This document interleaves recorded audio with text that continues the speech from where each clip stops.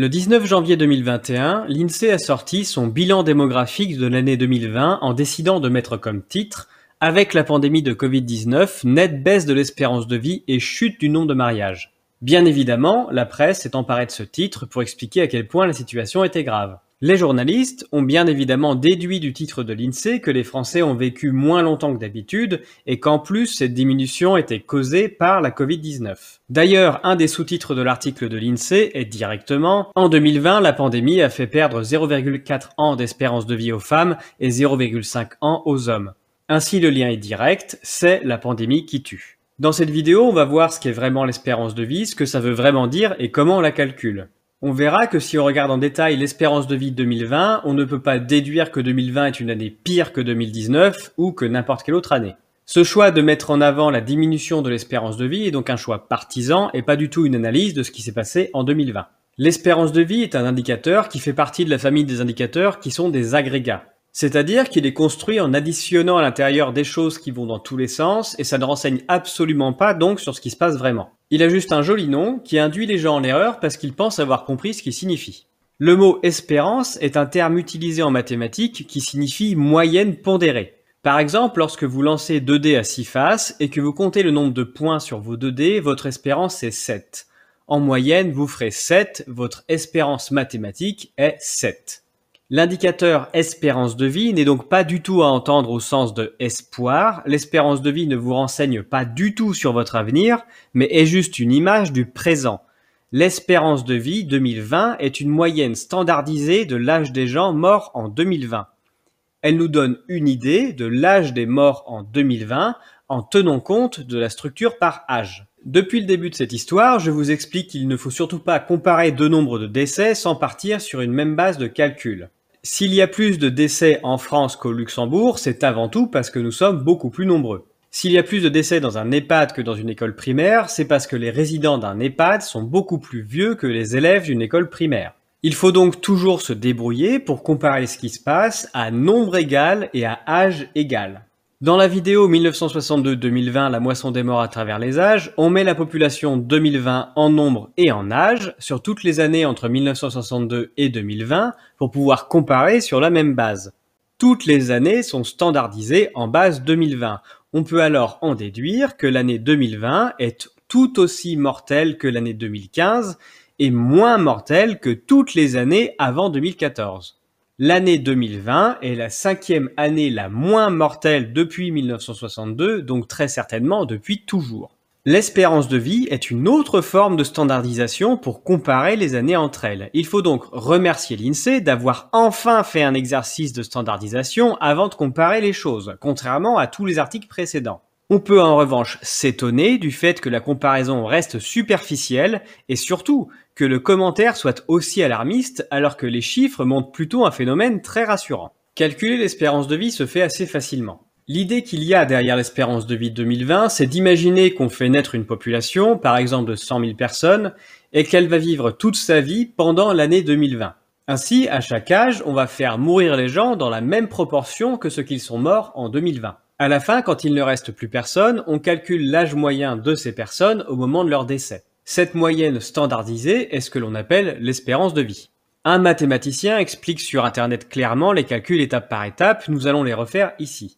Pour calculer cette espérance de vie, il suffit de récupérer sur le site de l'INSEE la population française âge par âge, avec les dernières données actualisées sorties en 2020 et les décès âge par âge, pour chaque année sur laquelle vous voulez calculer l'espérance de vie. Si vous voulez calculer l'espérance de vie des hommes et des femmes, il faut récupérer les données pour chaque sexe. Pour l'exemple, je vais calculer l'espérance de vie hommes et femmes mélangés en France métropolitaine, car c'est sur cette population que sont basées mes vidéos. Vous pouvez faire l'exercice pour hommes et femmes séparés en France entière, vous verrez que les conclusions sont toutes les mêmes. J'ai mis à disposition sur mon Google Drive mon fichier de calcul que vous pouvez consulter et qui contient tout. Dans le premier onglet, décès, on a le nombre de décès par âge pour chaque année. Dans l'onglet suivant, vivant, la population par âge en France métropolitaine pour chaque année. Dans le troisième onglet, taux mortalité, on divise les décès par la population, on en déduit le taux de mortalité par âge. Les fichiers de l'INSEE regroupent tous les âges à partir de 100 ans, on va donc faire comme si tous les âges à partir de 100 ans avaient la même mortalité. Ce n'est pas parfait, ça va nous donner un calcul très légèrement plus bas que si on avait les vrais chiffres détaillés, mais ça ne change pas les conclusions. Dans le quatrième onglet, taux survie, on déduit du taux de mortalité par âge le taux de survie par âge. On fait juste 1 moins le taux de mortalité par âge. Dans le cinquième onglet, survivant, on va enfin faire notre calcul en faisant vieillir et mourir notre population. Le calcul est très simple. À la naissance, on a 100% de population vivante. Ensuite, on fait mourir tous ceux qui sont morts à 0 ans en multipliant ce 100% par le taux de survie à 0 ans que l'on vient de calculer. On a donc nos survivants à 1 an. On les fait mourir en multipliant par le taux de survie à 1 an. Nos survivants à 2 ans sont donc la multiplication du taux de survie à 0 ans et du taux de survie à 1 an. Pour tous les âges, c'est le même calcul. Notre nombre de survivants est le nombre de survivants de l'âge précédent multiplié par le taux de survie de cet âge. Le nombre de survivants d'un âge, c'est donc le produit de tous les taux de survie de tous les âges précédents. Dans le sixième onglet, non survivants, on calcule le nombre de morts à chaque âge, c'est le taux de mortalité multiplié par le nombre de survivants. Dans le septième onglet, âge gagné, on calcule l'âge gagné par les personnes qui sont décédées, c'est le nombre de non-survivants multiplié par l'âge qu'ils ont au moment de leur mort. Enfin, dans le huitième onglet, espérance vie naissance, on calcule l'espérance de vie à la naissance pour toutes les années de 1962 à 2020. C'est la somme de tous les âges gagnés par notre population. Voilà, à cette étape, on a l'espérance de vie à la naissance pour chaque année.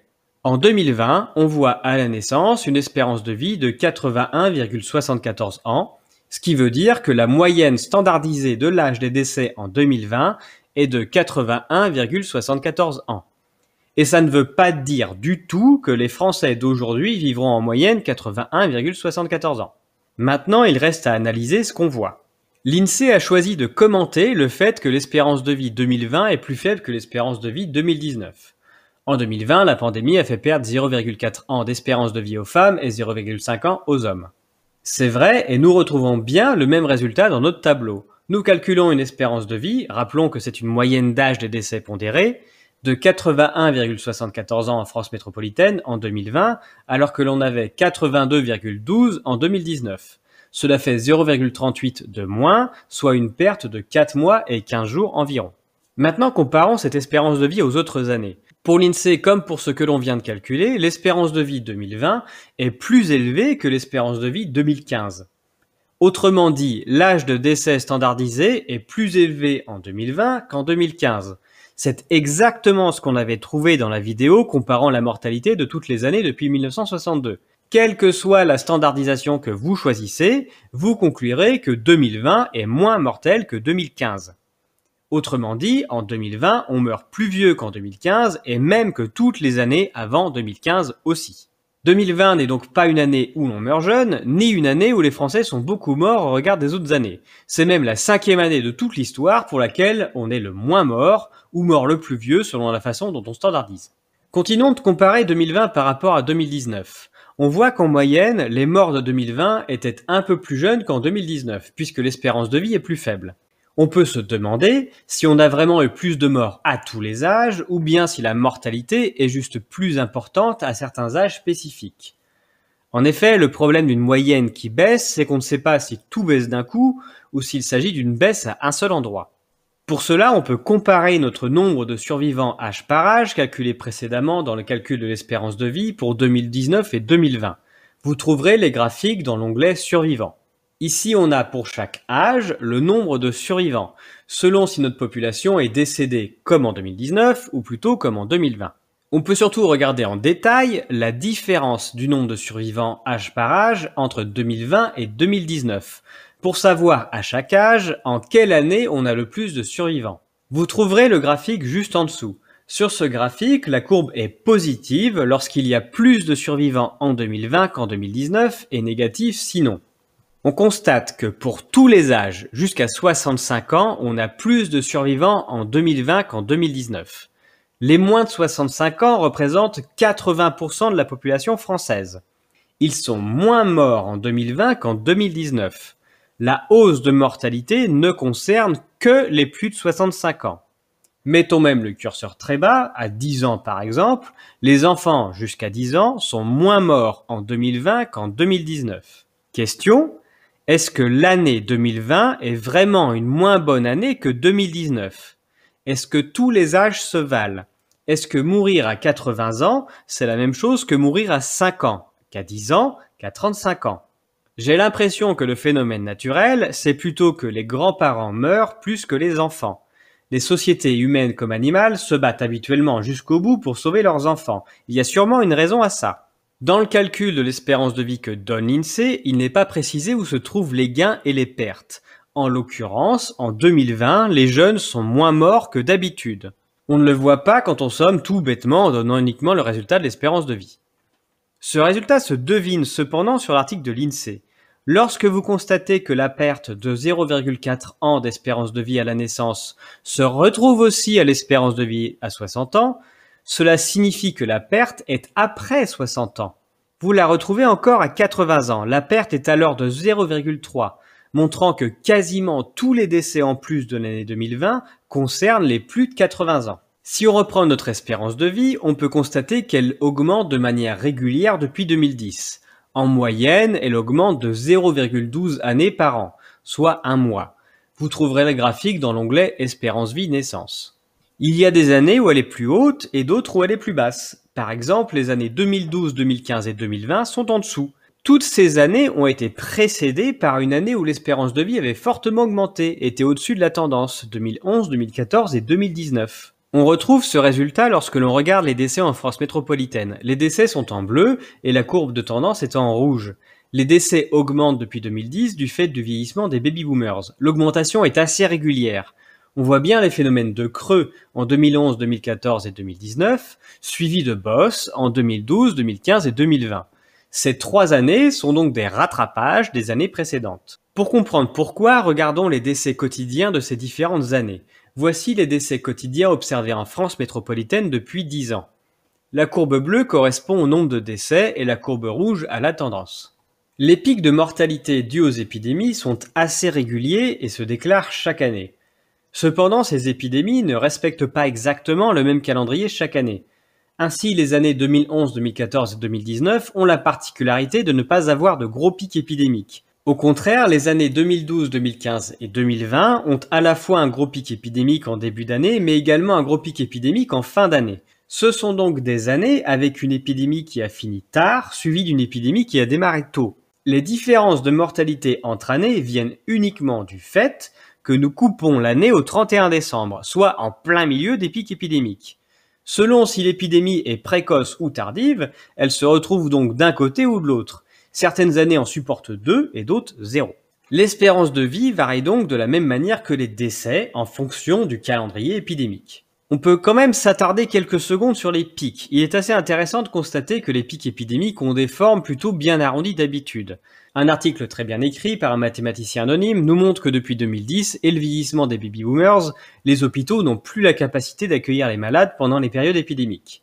Pour cette raison, chaque année, la télé fait des reportages sur les hôpitaux qui débordent, les patients qui attendent dans les couloirs et les opérations reportées. Depuis 10 ans, les médecins urgentistes sont en grève quasi permanente pour cette raison. Aussi, les pics que vous voyez en plus des bosses épidémiques correspondent à un abandon de soins. Quand on ne soigne pas les gens, ils ont tendance à plus mourir. Le pic de mars 2020 a 2 particularités. La première, c'est qu'il se trouve à la fin de la période épidémique et pas au milieu comme d'habitude. La deuxième, c'est qu'il démarre exactement aux dates à partir duquel le confinement a été imposé.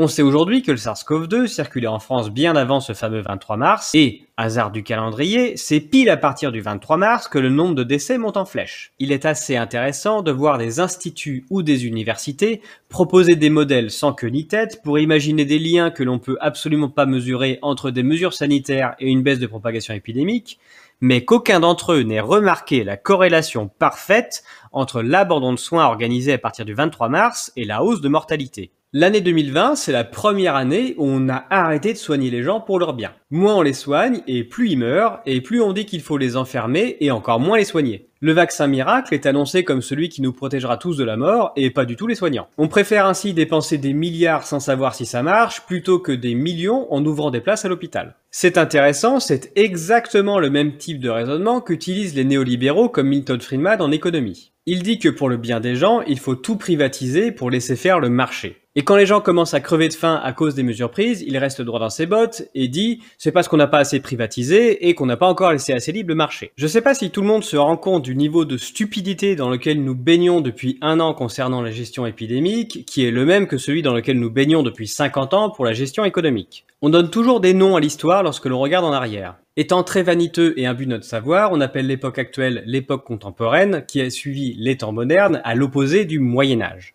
J'ai plutôt l'impression que d'ici un siècle ou deux, lorsque nos descendants regarderont en arrière, ils appelleront notre époque l'absurdisme globalisé. En tout cas, je l'espère, sinon c'est qu'ils auront réussi à faire pire.